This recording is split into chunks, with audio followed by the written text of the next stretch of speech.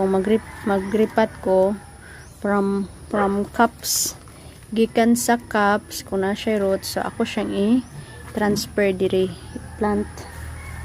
Dayon after mga 2 days ako na siyang pahungawan na inani. Kani pwede ra nato ni kuan og plastic kay wala na siya moist. So pwede ni ko og plastic. Ana. Then butangan na dayon na to guys. So mora to, thank you for watching.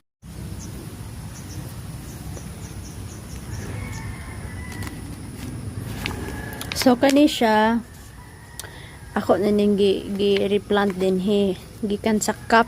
So karon ako na siyang gipahungawan. So today ato na pwede na siya kay wala naman siya moist. So pwede na siya kuhaon. Hindi na siya ma-dieback.